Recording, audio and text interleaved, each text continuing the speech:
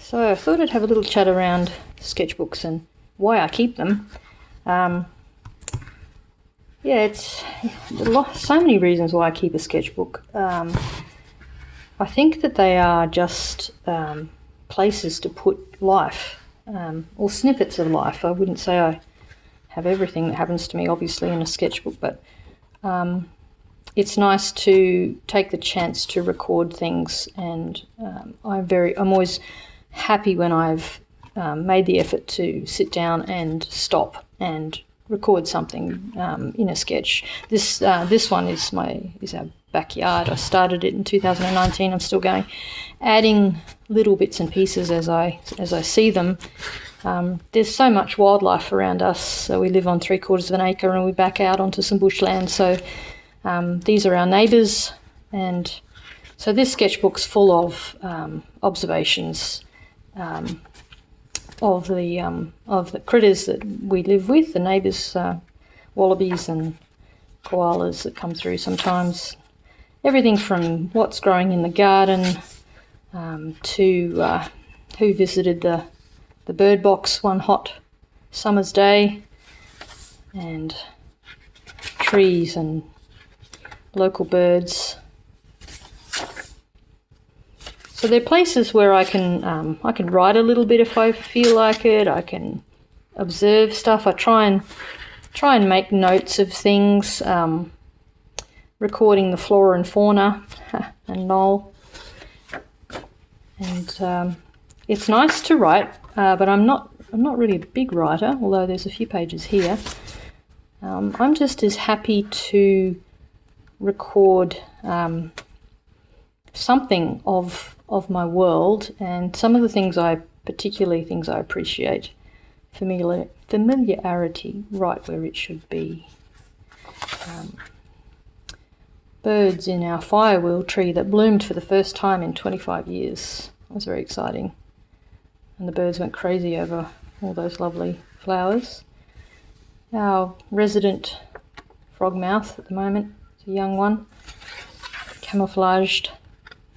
So everything from pumpkins to ponds, it can all go in your book. You know, you choose, you decide. Sometimes it's wishful thinking, wishing my son was home. Things around me. So could be that you record what is going on around you. Maybe you like the nature journaling sort of thing. And so maybe that's of interest to you. Maybe you like sardines. Always paint sardines whenever you get a chance. So I'm just going to roll through a few of these sketchbooks and just pull out things when I feel they might be of interest or reminding me of great memories. Drawing at the museum. I do love the museum. Drawing outside in the quarry. I use all sorts of different media in my sketchbooks because these are just places to play and to muck around and try things and, you know, amuse yourself. So I guess you need to decide what you want to do with a sketchbook, what you want to focus on, whether it's nature journaling or whether it's things around you in your home. I mean, now's a great time to sort of be, you know, looking at what's around us because we're stuck in our homes. We've usually got family to draw though. So even if we can't get out, and there are always plastic animals. Plastic animals are great fun, and there's lots to be looking at online. I occasionally pull up some lessons online and have a look and do some refresher stuff with the great material that's available out there. Character development. Oh, we can't do those days at the beach at the moment, can we? Sad. We can't do. We can't go out to exhibitions. Can't travel on the train. Well, maybe we can. I'm not sure actually. Are the trains open? I don't know. Maybe we can draw our friends at a socially appropriate distance. But there are always plastic dinosaurs. Now I can't get to the museum, which is of great distress to me, because I love drawing up there. So I've had to put this sketchbook away for the time being because I can't get back there. So that was the last drawing I did at the museum a month or so ago. But you know, I have been up there drawing for quite some years, on and off, and of recent years quite a lot, because I've been enjoying following the taxidermists around and documenting the important work that they do. So that's all on hold for the time being. They're always sardines. Sardines and plastic dinosaurs. We will always have them with us. Travel diaries. It's probably a bit cruel to show you travel diaries right now, isn't it, when we can't get out? This was New Zealand a few years ago. But you know, your sketchbook's a great place to, it's a great thing to take when you go on holidays. I mean, you know, you just hunker down and actually look, and don't just rely on your phone to absorb memories and atmosphere and tell something of a story of what happened on your holiday or on your travels. I can recommend a sketchbook for that purpose. And this is a fun idea. Why not document everything you're eating and drinking at the moment? This is one I did a few years ago, and I kept it up for, I think it was 93 days. Yep. And, you know, it was really interesting to see all the things that I ate and drank and consumed over that period of time. Yum. I'm putting this away now because I'm getting hungry. What else have we got? This is another everyday sketchbook. So I always have a sketchbook in my bag with me, so that wherever I am I can be drawing and writing down quotes. I don't know who said that. To learn is to make yourself voluntarily and temporarily incompetent. That's a good one. Dogs. Always draw dogs. Again, train travel. Dinosaurs. Not plastic that time. That was the Mudabarasaurus at the museum. Plants. And they don't mind it if you get them in the wrong spot too. So plants are good. There's not really much you can't put in your own sketchbook. And in whatever medium you want. These are just pencil studies of it's a line decker. Great master of designing a line. Might be the chooks. Yeah, you know, it's really wide and varied. Oh, my little dog. And now look, that's sad, but glad I did that last drawing of her, and then we lost her not long after. So, you know, these things become a bit precious actually, as a memory of time gone by. It's not everything that happens in my life, and life is jerky, but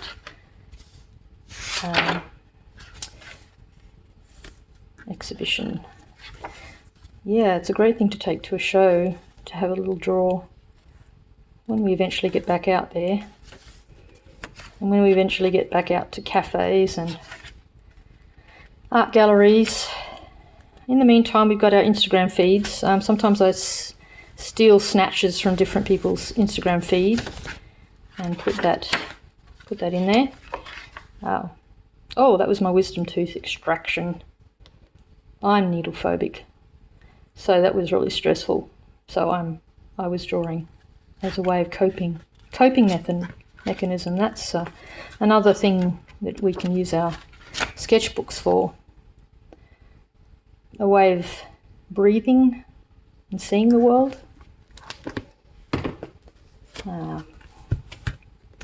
This was an artist in residency out in Broome. No, it's not Broome. Yes, this is Broome. Get it right. That's right, this was Broome.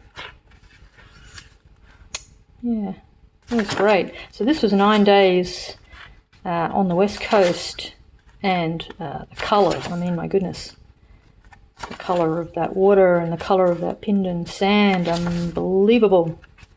Takes me right back there. I can feel the heat and the flies, and I can smell that water. Maybe it was that dead shark.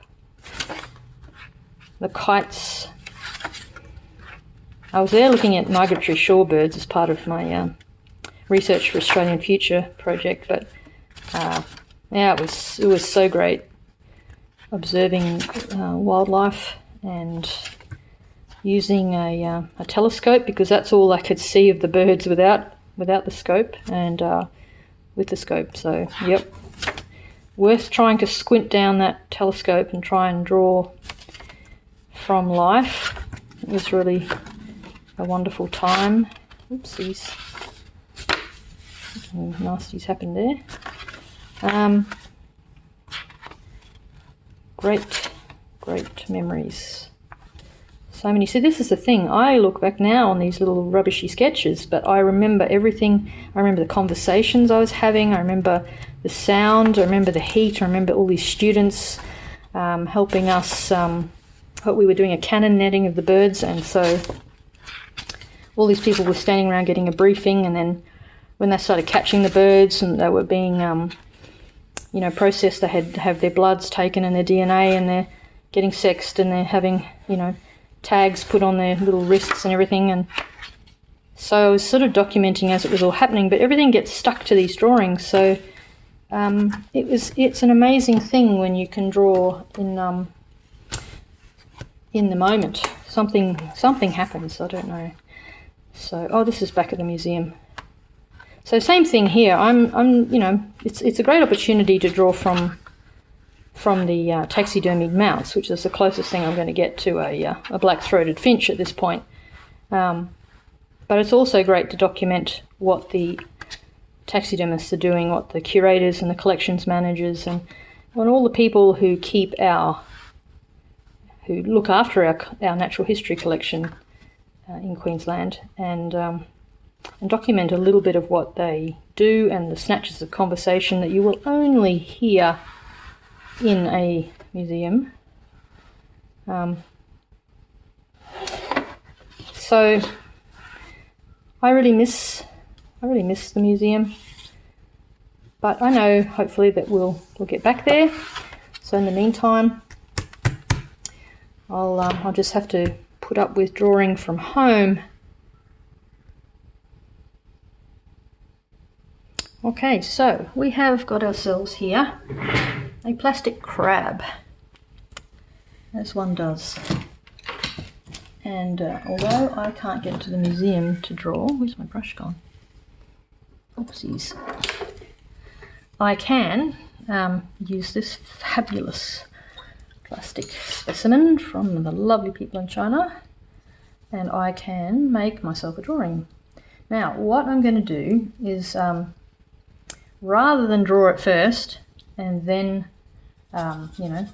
colour it in, so to speak, I'm actually going to do it the other way around. I'm just going to look at these large silhouette shapes, and I'm going to put that big shape in first. And I'm going to work fairly quickly because I don't want to be sort of stressing over this and making too much of it. It's really a I want to try and circumvent my normal way of working, which is to be pretty detail-y and getting all caught up in that, which I will in a minute do, but at the moment with this part for the colour, I'm actually just going to pop it all in pretty quickly. Where I think, how many colours have we got? One more to go in there. Where I think things need to be, more or less. Okay, now, just to make it interesting, I think I will drop in some colour into some of these. 1, 2, 3, 4, yeah. Okay, so my drawing is pretty much dry now, and in fact I blotted it off just to sort of hasten the process, and I really like these little bits here that have sort of changed when I've blotted it with the tissue. So I'm going to try this exercise with a brush pen. This is a Pentel Pocket brush pen, and you don't have to use it, but I really love the marks I get from it. So I've got a brown and a black, but I think I'll try the black. And unlike when I put the watercolour down and I just went really fast and I just put that big shape down, didn't really spend too much time on it. Now, as I'm going to draw on top, I am going to spend a little bit of time. I'm going to sort of look a little bit more carefully, and I'm going to do my detailed drawing. I'm not going to snap to the edge and just trace over where my watercolour is. I do want to sort of look and make my judgments based on what I see now and where I think things should go. And if that doesn't line up with my watercolour, my colour, that's fine. In fact, that's actually what I'm aiming for. So I'm going to take this this line of the carapace here and draw right around that large shape. And the beautiful thing about the brush pen is that the line variation that you can get depending on how much pressure you put on it. So it's a lovely drawing tool, you know, sort of beloved of cartoonists and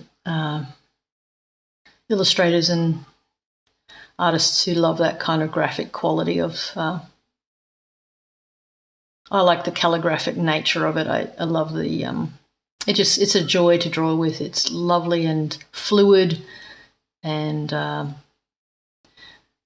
just so much fun.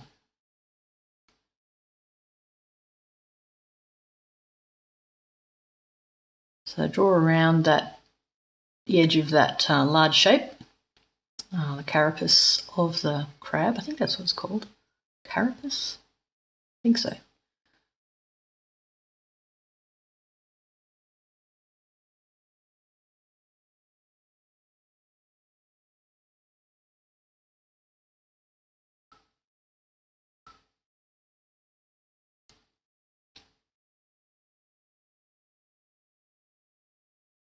I'm going to fill in some of these little marks, like the crab 6-pack, that are the markings on the back of the crab.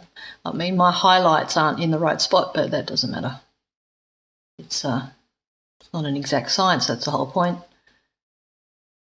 And this is particularly good exercise for me because I tend to get a bit caught up in the details of things, and it's sort of short circuits my normal my normal way of working, which is to get all hung up on detail, and this is just a lovely way to short circuit that. So I'm working my way around these legs and just putting in what I can see. I mean, I know it's a plastic crab, for Pete's sake. It's not the real thing, but it's still enjoyable, and thank you to the lovely people in China who make these plastic creations.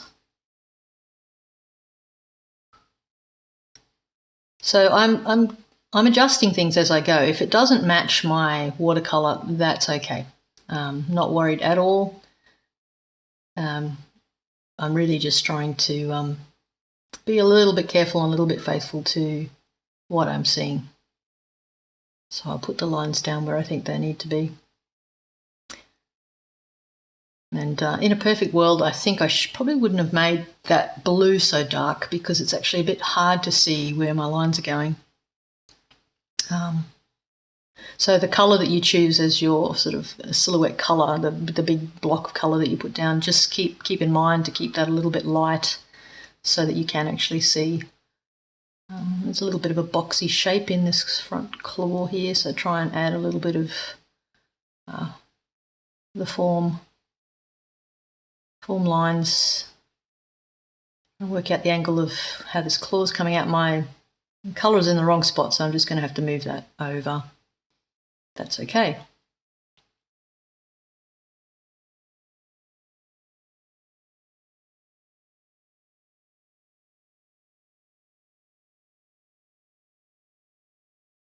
And taking your time over this is the fun part. It's kind of meditative and calming. Just move you into a different space and allow you to just look.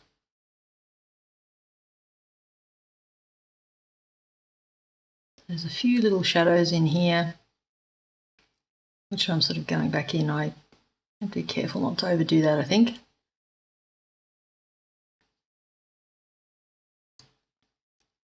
But there are some areas here that I can see have,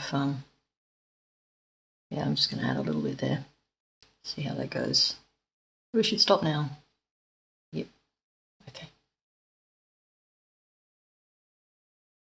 Leave that. All right, so this back leg, where are we up to? It's kind of jointed here.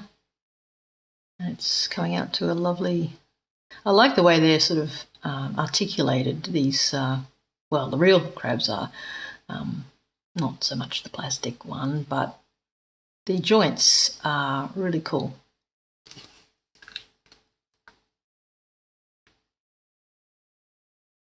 How do they come out from the body? What shape are they? So, you know, when I'm thinking about it, I'm not thinking I'm drawing a crab as much as I'm just drawing a series of shapes. And what are the relationships between those shapes to each other? How wide, how thick, what are the negative shapes that I can see in between the positive shapes? And yeah, just get really engaged in the joy of observation and making judgments about where things should go.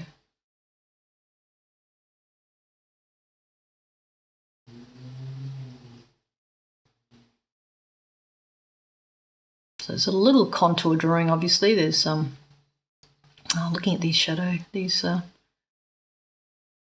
cast shadows underneath the carapace onto the top of the claw there. Some nice shapes. Put those in.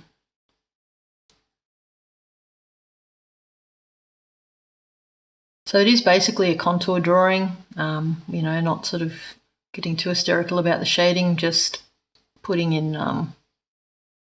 the outline and enjoying that aspect of it.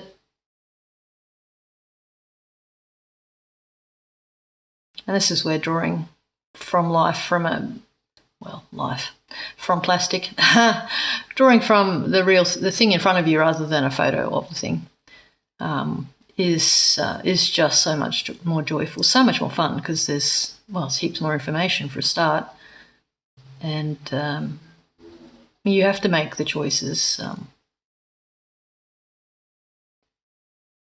So I'm going back in and just adding where I feel that there needs to be some heavier shadows to sort of show the way things wrap around, and the way that the shell is casting a shadow across the top of the claws. In under here there's a lovely shape, put that in. Just lifts the shell up off the legs by showing that there's a space under there that's got a shadow under it.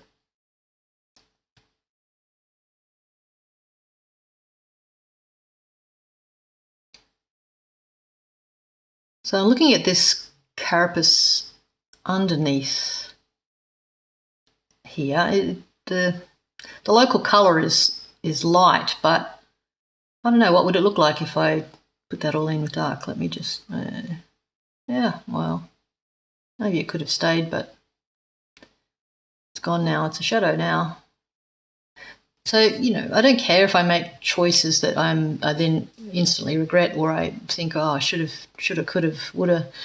It doesn't matter. It's a sketchbook. So if I really can't stand it, I'll turn the page. But it's a place to play, and it doesn't have any great, I don't know, weight to it really. It's just an enjoyable thing to do. Enjoy the feeling of the pens. So the shadows, I'm thinking I want to put these shadows in where it's sitting on the page, but I'm using a Tombow. Chosen a bit of a cool blue. Not sure how that'll go, but let's whack it in anyway and see what happens.